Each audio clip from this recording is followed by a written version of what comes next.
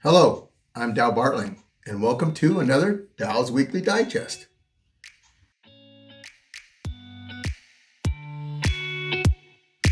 Have you ever noticed how sometimes the biggest opportunities are hiding right there in plain sight?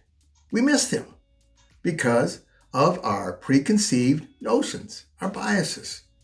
Our vision gets clouded by our biases.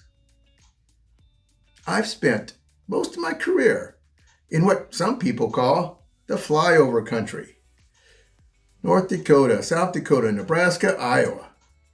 Now, unfortunately, some folks assume innovation only happens in places like New York, Chicago, Atlanta, Silicon Valley.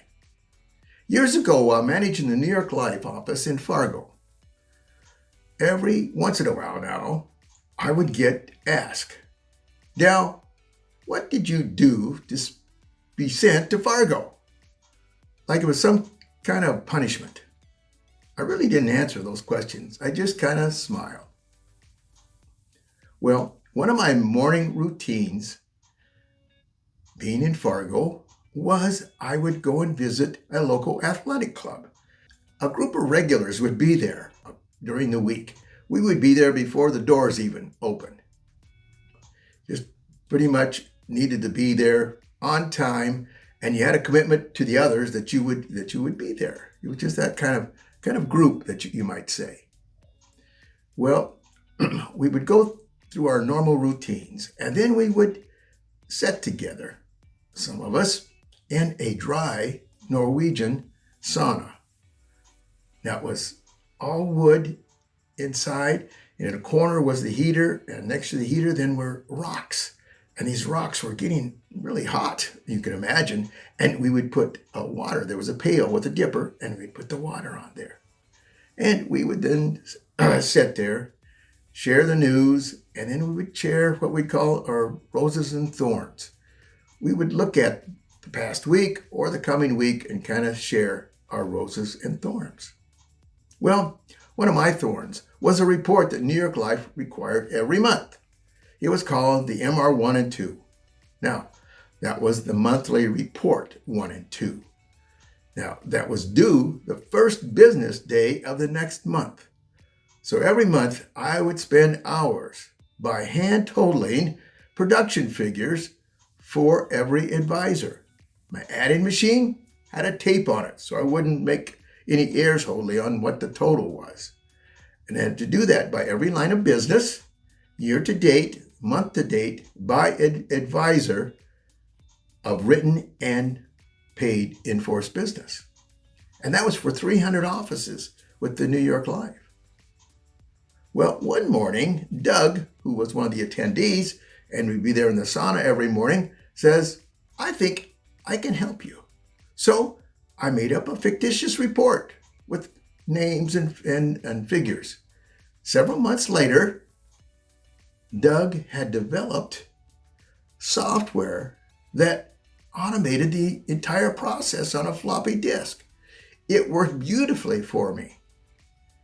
After a month or two, I became very excited on accuracy and how easy it was, and I kept track of the time that it saved me. Again, there were 300 offices that was doing this. So I would start going up to different departments within the home office in New York Life, which was in New York City, and explain what a cost saving this would be for everybody. The response: "Thanks, but no thanks. We're working on something like that, and we're going to get it out." Before I left Fargo, it never came out. Now for the rest of the story, as Paul Harvey would say, that fellow, that sauna user with me every week was Doug Burgum, co-founder of Great Plains Software, which Microsoft later purchased for over $1 billion. Turns out, one of the biggest software minds in America wasn't sitting in Manhattan. He was sitting in a sauna in Fargo. Oh, by the way, today, Doug Burgum serves our country by being our 55th United States Secretary of Interior. I got another one for you. A few years later, while living in Sioux Falls, South Dakota, New York Life announced plans for a major service center. It was only going to handle policy holder transactions, enforce policies, and it was going to be somewhere in the United States.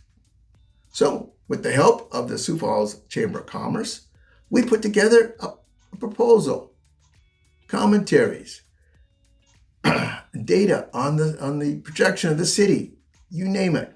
We even made a video. We wanted to bring those jobs to South Dakota.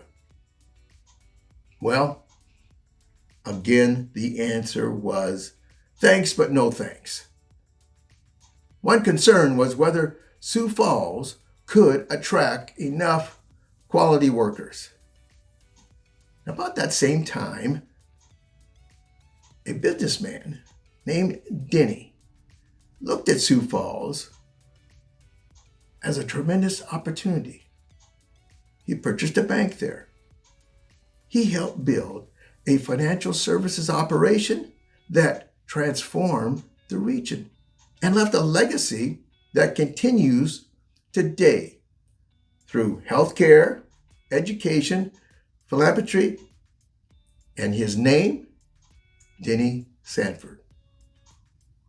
In both cases, some people saw limitations. Others saw possibilities. That's what bias does. It clouds our vision. It causes us to judge places, people, and ideas before we truly understand their potential. Success begins with the right attitude. And I would add that wisdom begins with an open mind. So, the next great idea may not come from where you expect. The next innovation, that innovator, may not have the title that you expect. And the next opportunity may be waiting in a place you've already dismissed. So this week, ask yourself, what opportunities am I overlooking because of assumptions I've made? Because when bias clouds our vision, we miss possibilities. But when we clear away those assumptions, we often discover that extraordinary people and extraordinary opportunities have been right in front of us all along. So I'd like to remind you, keep your eyes open, your mind open, and your vision clear. I do see this very clear. Blessed are they who ease the pain of misfortune, for they shall be called insurance agents. You have a great week and take care.